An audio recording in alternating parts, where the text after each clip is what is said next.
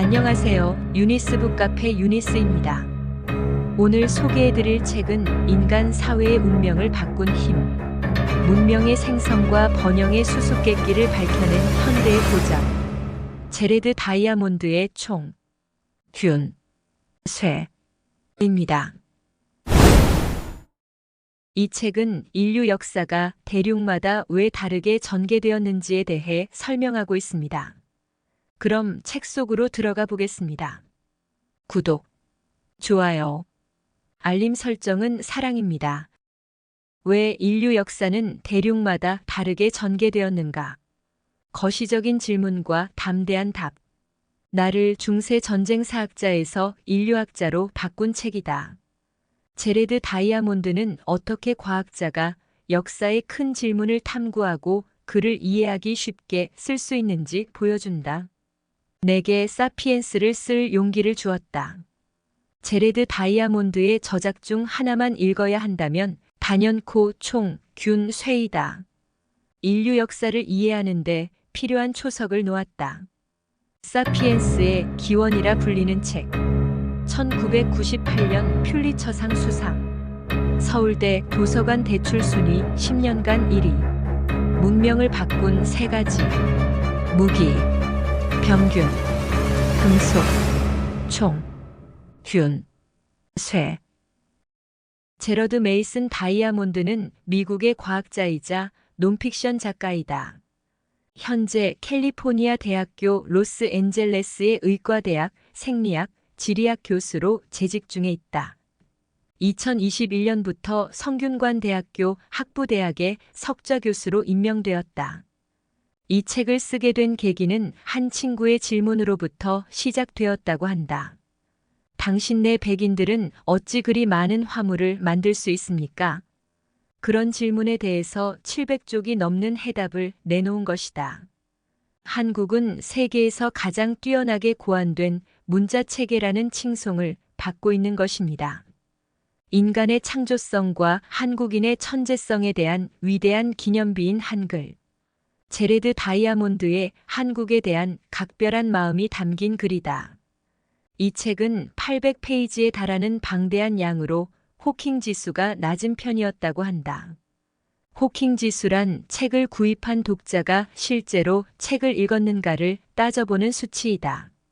관심이 있어 책을 구입했어도 정작 몇 장 읽지 못하고 도중에 포기하는 책일수록 호킹 지수는 낮아진다. 이 책의 진정한 가치는 800페이지에 있다고 할 만큼 단 하나의 문장의 옳음을 입증하기 위해 방대한 자료로 역사를 입증한다. 역사를 풀어내는 섬세한 과학적 추론의 묘미. 이것이 전형적인 과학의 자세인 것 같다. 문명 간 불평등에 대한 의문. 세상이 평등하다고 생각하나요? 세상은 평등하지 않다. 인간과 인간도 평등하지 않고 지구를 놓고 봤을 때 전 세계 수많은 사람들의 삶 역시 결코 평등하지 않다. 1972년 생태학자 제레드 다이아몬드는 호주 북부 뉴기니 섬을 걷고 있었다. 흑인 정치가 얄리를 만나게 되는데 그 흑인 정치가는 이런 질문을 한다. 왜 백인들은 산업시설을 잘 만들까요? 그걸 어떻게 우리 섬으로 가져와서 어떻게 짧은 시간에 우리 섬을 지배할 수 있었을까요? 왜 백인은 되고 우리 흑인은 안 되는 건가요? 이 하나의 질문으로 시작된 총, 균, 쇠. 당신네 백인들은 그렇게 많은 화물들을 발전시켜 뉴기니까지 가져왔는데 어째서 우리 흑인은 그런 화물을 만들지 못한 겁니까? 왜 아메리카의 원주민 인디언이라고 불리는 사람들이 유럽을 지배한 게 아니라 몇 안 되는 유럽인들이 아메리카와 아프리카를 지배할 수 있었을까? 그 힘은 무엇이었을까? 이 책이 나오기 전까지 많은 사람들은 백인이 우월하고 지능이 높다고 생각했다. 이런 인종차별주의에 대한 반론을 제기한 총, 균, 쇠. 168대 8만. 과연 승리는 어느 쪽일까? 유럽이 세계를 정복한 힘의 원천. 총과 쇠. 유럽, 스페인의 피사로가 이끈 168의 군대와 잉카 제국의 아타우알파라는 황제가 이끈 8만의 군대. 과연 어느 쪽이 승리했을까? 승리는 피사로가 이끈 168 군대였다. 이유는 정보의 차이가 있었다. 전쟁 시작 전부터 스페인이 가진 정보는 13년 전에 스페인의 코르테스가 멕시코의 강국인 아즈텍 제국을 정복하고 그것을 문자로 기록한 것을 참고해 적에 대한 기본적인 정보를 파악한 것이다. 반면 잉카 제국은 스페인으로 인해 멕시코가 사라졌다는 사실도 몰랐다. 정보가 없는 잉카 제국은 피사로를 만나러 오는데 전쟁 준비로 오는 것이 아니라 손님을 환영하는 행렬로 마중을 나왔다. 전쟁의 준비부터 달랐던 두 나라. 맨 앞에 체스판처럼 두 색깔로 된 옷을 입은 인디언들의 무리가 있었습니다. 그들은 땅에 떨어진 지푸라기를 줍고 길을 쓸면서 정진했습니다. 그들은 금부치와 은부치를 너무도 많이 지니고 있어서 햇빛에 일제히 반짝이는 광경은 정말 장관이었습니다. 그들 속에는 아타우알파의 모습도 보였습니다. 의기양양한 모습으로 등장한 아타우알파. 피사로는 그런 모습을 보며 성경책을 내밀자 아타우알파는 성경책을 던져버렸다. 이때 피사로의 명령에 따라 군인들은 총을 쏘기 시작했다. 그러자 8만의 잉카 제국의 군대는 상상도 못한 모습을 보고 소리를 듣게 된다. 바로 총소리다. 이 총은 지금처럼 살상용이 아닌 심리적 공포심을 유발하는 총이었다. 그리고 그들이 또 놀란 것은 하얀 백인들이 말을 타고 달리는 모습이었다. 그 당시 아메리카 대륙에는 라마와 알파카 외에 말은 한 마리도 없었다. 말을 타고 달리고 나발을 불고 말에 방울을 달아 시끄럽게 이리저리 뛰는 모습을 처음 목격한 그들은 이런 생소한 모습에 8만의 군대는 다 도망을 갔다. 우렁찬 총소리와 요란한 나팔소리 때문에 인디언들은 크게 놀라 갈팡질팡했다. 스페인 사람들은 그들에게 덤벼들어 가차없이 베어 넘기기 시작했습니다. 인디언들은 겁에 질린 나머지 서로 짓밟고 올라가다가 산더미처럼 쌓여 질식해 죽는 자가 부지기수였습니다. 완전히 일방적인 전투였다. 정오부터 시작된 전투는 밤이 오지 않았다면 다 몰살당했을 것이다. 결국 7,000명의 원주민이 학살당했다. 황제를 보필하던 수많은 병사들이 희생되자 아타우알파 황제는 결국 산채로 잡혀 끌려 내려왔다. 이것으로 전투는 종료되었다. 남미를 정복한 유럽의 힘. 유럽이 세계를 정복한 힘의 원천. 균과 가축. 유럽인들이 원주민보다 기술이 발전된 이유는 무엇일까? 바로 농업이다. 농경사회는 안정적인 정착생활로 인해 출산율이 증가했다. 이것은 인구의 증가로, 부족에서 도시로, 도시에서 제국으로 발전되었다. 인구가 늘어나면 자연스럽게 분업과 협업이 가능해진다. 늘어나는 인구 덕에 각자 능력에 맞춰 전문 기술이 발전한다. 그로 인해 찾아온 문자의 시대. 문자가 새로이 고안된 경우는 인류 역사를 통틀어 각각 그 지역에서 식량 생산이 가장 먼저 시작된 곳이었다. 수학의 결과를 문자로 표현한 것이다. 축적된 문자는 DB화되었고 농업의 산물인 문자로 무기를 만들 수 있게 된 것. 이게 바로 농업혁명의 결과물이다. 가축이 필요하지 않던 수렵과 채집사회. 가축은 농경사회 속 하나의 문화이다. 하지만 남아메리카의 경우엔 가축이 될 수 있는 대형 포유류는 라마 한 종밖에 없었다. 반면 유라시아는 13종 이상의 포유류가 있었다. 그러다 보니 모든 전염병의 근원은 가축이었다. 면역력이 없던 유럽은 뼈아픈 시행착오를 거치며 항체가 생성되었다. 13종의 균을 몸에 품은 유럽인들이 아메리카로 갔다.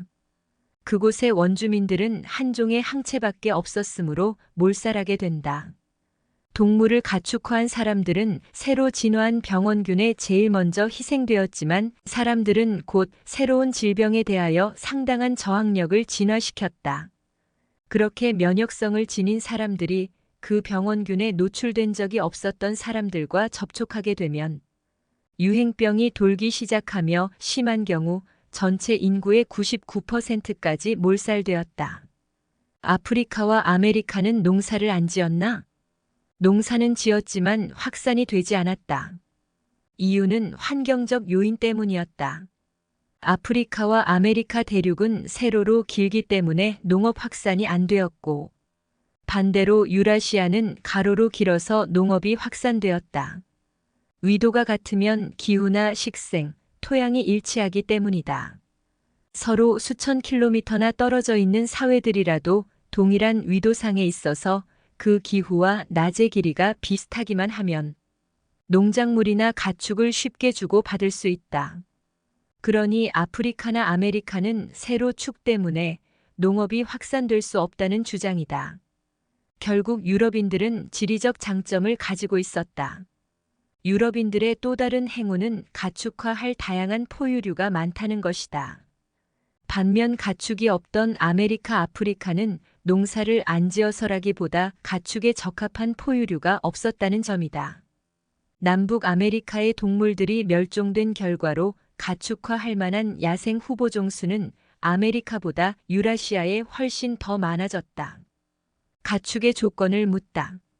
가축이 될 수 있는 조건은 식성과 성장 속도 그리고 감금과 성격이다. 운이 좋게도 가축화할 동물들이 많았던 유라시아 대륙. 그 가축으로부터 젖과 털 노동력을 얻었다. 군사용으로도 쓰고 고기와 가죽도 얻었다. 그런데 이 모든 걸 다 합쳐도 이것보다 위대한 건 없었다. 그게 바로 균이다. 유럽인들에게 최고의 선물은 균을 전한 가축들이었다. 대륙의 운명을 바꾼 비밀. 유럽이 다른 대륙의 운명을 바꾼 사악한 선물. 총, 균, 쇠. 각 대륙의 민족들이 언제 어떻게 농경민이나 목축인들이 되었는가 하는 시기와 지리적 차이는 그 이후 각 민족의 대조적인 운명을 결정한 주요 원인이었다. 유라시아 대륙 비교. 15세기 중국은 모든 기술 발전이 유럽보다 우월했다. 그런데 왜 중국은 미국을 발견하지 못하고 유럽에 굴복하고 말았을까? 왜 중국은 1860년 유럽, 프랑스, 영국한테 무릎을 꿇었을까? 중국은 쇄국 정책을 시행했다. 중국의 기술이 다른 나라로 가는 것이 두려워 문을 닫았다고 한다. 일시적으로는 좋을 수 있으나 장기적으로 보면 국가가 고립되는 쇄국 정책이었던 것이다. 하지만 유럽은 달랐다. 부유하지 않았던 유럽은 끊임없이 아메리카와 아프리카 대륙에서 데려온 노예들과 자원들로 자본주의가 발전하고 산업기술의 발달로 성장한 것이다. 나는 최적 분열 원칙을 보았다. 궁극적인 지리적 요소로 인해 중국은 일찍 통합이 되었고 유럽 대륙은 분열되어 있었다. 분열된 유럽은 각 나라 사이의 경쟁을 촉진함으로써 기술, 과학, 자본주의 진보를 육성했지만 통합된 중국은 그러지 못했다. 민족마다 역사가 다르게 진행된 것은 각 민족의 생물학적 차이 때문이 아니라 환경적 차이 때문이다. 이제 지구상의 대륙들을 훑어보는 짧은 여행을 끝마친 지금, 우리는 얄리에게 어떤 대답을 해주어야 할까? 나 같으면 얄리에게 이렇게 말하겠다. 각 대륙의 사람들이 경험한 장기간의 역사가 서로 크게 달라진 까닭은 그 사람들의 타고난 차이 때문이 아니라 환경적 차이 때문이었다고. 지구의 주인은 인간이 아닌 세균? 피사로가 이끈 스페인의 군대와 아타우알파 황제가 이끈 잉카 제국의 대결. 168명의 군사로 8만을 물리쳤다는 게 믿기지 않았다. 168의 스페인인은 500배에 달하는 아메리카 원주민 대군을 격파하고 수천 명을 죽이면서도 단 한 명도 전사하지 않았다. 전투가 벌어지면 상대인 적을 최후의 1인까지 다 죽이는 게 이기는 건 아니다. 상대방의 전쟁 의지를 꺾으면 전투는 끝나는 것이다. 엄청난 공포심을 느껴도 의지가 꺾인다. 스페인과 잉카 제국의 전투에서는 이들이 한 번도 본 적이 없었던 말, 기병대와 총소리. 이것이 주는 공포감이 극에 달했기 때문에 이들은 즉각적으로 전투 의지를 상실한 것이다. 기술력은 어느 정도 가늠할 수 있지만 균은 누구도 의식하지 못한다. 이게 어마어마한 힘을 가졌으니 95%의 원주민이 몰살된 것이다. 사회들이 붕괴되기까지 정복자들이 한 일은 아무것도 없었다. 그 대신 병원균이 모든 일을 해치웠다. 1898년 허버트 조지 웰스의 SF 소설 우주전쟁. 지구에 침공한 외계인과 그에 대응하는 인간을 그린 작품이다. 지구인은 심한 문명 차이로 사륙을 당하다가 갑자기 지구인이 이긴다. 원인은 박테리아 균 때문에 다 전멸하는 설정이다. 우리의 오류 중 하나는 외계인이 침공했을 때 우리 인간이 지구를 대표한다고 착각한다. 우리가 외계인과 싸운다고 생각하지만 우리 지구의 진짜 주인은 세균이다. 세균은 38억 년 전부터 존재해왔다고 한다. 지구상에서 가장 많은 개체수를 가진 세균. 외계인의 입장에서 보면 인간은 세균이 타고 다니는 몸일 뿐이다. 인간이라는 존재보다 균이 자신들에게 전염될지를 볼 것이다. 나사에서 외계 탐사할 때도 무언가 가지고 들어올 때 굉장히 조심스럽게 가지고 들어온다고 한다. 만에 하나 지구상에 존재하지 않는 치명적인 세균이 들어올 수 있어서이다. 인간으로서의 편견은 잠시 접어두고 세균의 관점으로 질병을 바라보기로 하자. 우리의 관점에서 본다면 설사 기침을 하는 것이 질병의 증상이다. 그러나 병원균의 관점에서 본다면 균을 퍼뜨리기 위한 진화적 전략이다. 지구의 정복자. 균. 로마 시대 때 인간의 평균 수명은 22살 정도였다고 한다. 그리고 지금부터 100년 전 19세기 말 평균 수명은 30살이라고 한다.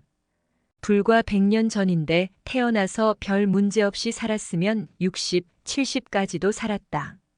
하지만 전염병으로 어렸을 때 죽은 아이들이 많았다. 그 죽은 아이들이 평균을 내는데 포함되니 평균값이 떨어진 것이다. 근대까지도 세균 때문에 사람들이 많이 죽고 있다. 1918년 미국 시카고에서 시작한 스페인 독감이 세계적으로 퍼져나갔다. 많은 학자들의 추산으로는 약 5천만 명 가까운 사람이 죽었을 거라고 한다. 제2차 세계대전에 이르기까지 전투 중 부상으로 죽은 사람보다 전쟁으로 발생한 세균에 희생된 사람이 더 많았다. 질병은 인간을 죽게 하는 가장 큰 요인이므로 역사를 변화시키는 결정적 요인이기도 하다. 미국의 백인들은 아메리카 원주민들을 몰살시킬 목적으로 천연두 환자가 쓰던 담요를 선물하기도 했다. 뉴기니 고지대에서 웃음병을 일으키는 바이러스는 먹힌 사람들에게서 먹은 사람에게 전해졌다.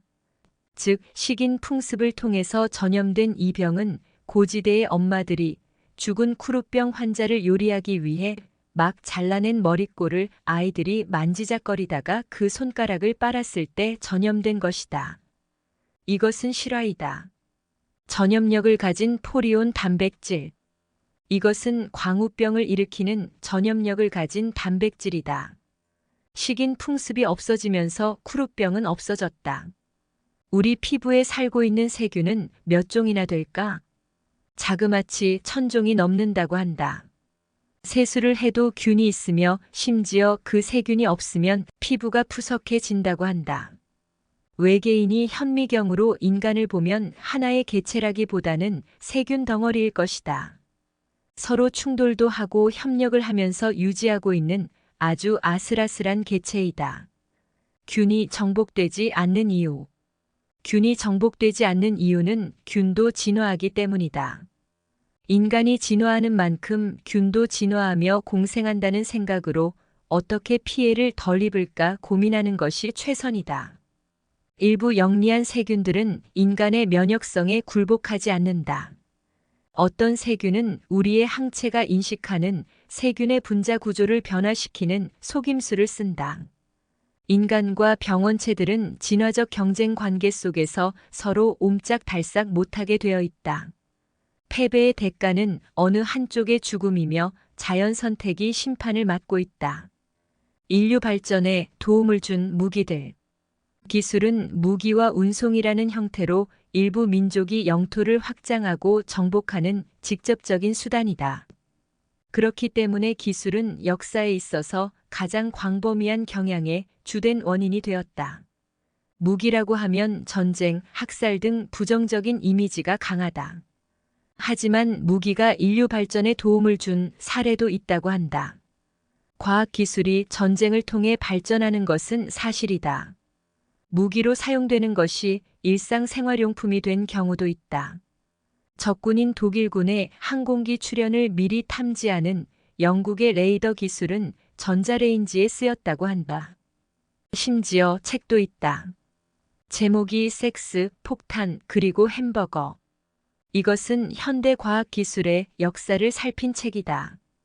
햄버거 같은 경우는 미국이 2차 세계대전이 끝나자마자 패스트푸드 시장을 점령하게 된다. 거기에 기반이 됐던 기술들은 미국이 2차 세계대전 당시 유럽으로 몇백만의 병력을 파병하는데 식량을 안전하게 보내기 위한 기술이었다고 한다. 그들이 전쟁 시에는 그걸 만들었지만 전쟁이 끝나고 민간업자가 된 후 그 기술을 패스트푸드 시장에 도입한 것이다. 바비 인형도 마찬가지다. 지대공 미사일을 쏠 때 유연한 관절 같은 것을 만들던 과학자가 아이들이 갖고 노는 인형은 거의 무기를 만드는 정도가 돼야 한다고 했다. 그래서 바비 인형은 웬만해선 부서지지 않는다.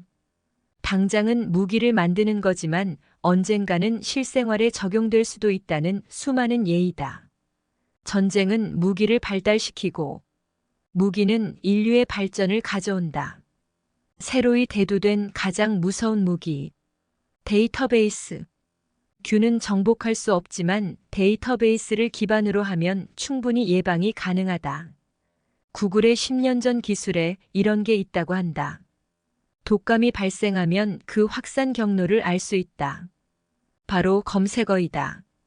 예를 들어 검색창에 감기 빨리 낫는 법, 감기완치 등을 검색하여 시간순으로 나열하면 독감 확산 경로를 알 수 있다.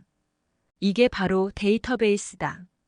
결국 감기나 균을 제압하거나 대비하는 것은 제약 기술의 발달도 있지만 데이터베이스도 한몫한다는 것이다. 또 다른 각도로 노벨상 수상자 50인에게 인류를 가장 위협하는 것은 무엇인가? 질문을 던졌다. 기후변화, 핵무기, AI 등 다양한 답변 가운데 2명 정도는 SNS가 인류를 가장 위협할 거라고 답했다 한다. 소셜미디어가 작동하는 것을 보면 대부분 성향이 비슷한 사람끼리 친구를 맺고 있다. 개인별 자동 맞춤인 SNS 때문에 다양한 의견을 듣지 못하는 것이다. 정보가 개별 이용자에 맞춰 필터링되고 반복적으로 전달되어 콘텐츠가 균질화하는 과정. 이런 걸 에코챔버라고 한다. 소셜미디어가 갖고 있는 어떤 특성들, 그것들이 우리의 진화된 사회성을 어떤 의미에서는 갈취하는 것일 수도 있다. 우리가 제일 의존하는 것이 흔들리면 그게 곧 무기가 될 수도 있다. 현대 사회에서는 인터넷에 굉장히 의존한다. SF 재난소설 사이버 스톰에 보면 한겨울에 사이버 해킹을 당한 뉴욕이 나온다. 그곳은 정전이 되고 난방이 끊기고 물도 안 나오는 상황이다. 결국 3일 만에 파멸의 길로 가는 끔찍한 내용이다. 좀비나 핵으로 인한 파멸은 먼 느낌이다. 하지만 사이버 스톰에서처럼 사이버 해킹으로 인한 테러를 보면 어떤 인프라를 공격하면 가능하겠다는 생각이 든다. 기술 혁신과 발명은 어떤 기술이 불만스럽거나 부족하다는 인식이 만연할 때 이뤄지며 상당 시간 사용된 후에야 비로소 소비자들은 그 발명품에 대한 필요를 느끼게 된다. 인류 역사를 결정지은 대륙의 축. 암묵적으로 용인되어 왔던 인종차별주의적 역사. 그에 대한 제레드 다이아몬드의 파격적인 반론. 유럽이 아프리카를 식민지로 삼을 수 있었던 까닭은 백인 인종차별주의자들이 생각하는 것처럼 유럽인과 아프리카의 차이 때문이 아니었다. 궁극적으로 지리적 차이에서 비롯된 것이었다. 역사의 수레바퀴는 각 대륙의 축을 중심으로 회전한다. 각 대륙에 따라 다른 축의 방향. 서남아시아의 창시 작물 및 가축의 경우 서쪽으로 유럽과 동쪽으로 인더스강 유역에는 거의 대부분이 전해진 반면 안데스에서 가축화된 포유류는 어느 것도 콤넘버스 이전에 중앙아메리카에 전해지지 못했다. 축의 방향은 농작물과 가축, 문자의 발명품의 전파 속도에도 영향을 미쳤다. 지리적 요인, 축은 문명 발달에 얼마나 영향을 미쳤을까? 문명 전파 속도를 축에 따라 측정한 제레드 다이아몬드. 서남아시아에서는 유럽과 이집트 등 서쪽으로도 전해졌고 인더스강 유역 등 동쪽으로도 1년에 1.1km 정도씩 전해졌으며 필리핀 동쪽에서 폴리네시아에는 1년에 5.2km로 전해졌다. 반대로 멕시코에서 북쪽 미국 서남부에 전파된 속도는 연평균 0.8km였다. 인류 역사를 속도로 정리한 일리 있는 과학적인 접근 방법이다. 영원한 고전으로 남을 총균쇠. 총균쇠는 지난 13,000년 동안 복잡한 인간 사회가 형성되는 과정이 각 대륙마다 다르게 전개된 이유를 밝힌 내용이다. 그러나 총균쇠가 이룬 가장 큰 진보는 책의 요점 자체가 아니라 그 설명이 여러 영역으로 확장되었다는 성과이다. 영원한 고전으로 남을 총균쇠. 인류 문명의 불평등은 생물학적 차이가 아닌 환경적 차이라는 것과 가축화와 작물화의 종류에 따라 문명의 발전 속도가 각 대륙마다 달라질 수밖에 없었던 점, 그리고 지난 13,000년 동안 복잡한 인간 사회가 형성되는 과정을 식량 생산에서 찾은 점이 설득력 있게 다가왔다. 각 대륙의 면적과 인구 역시 환경적 요인이 될 수 있음을 알 수 있었다. 총균쇠의 주제는 고대를 이끈 원동력뿐만 아니라 현대 세계의 연구를 위해서도 꼭 필요한 것이다.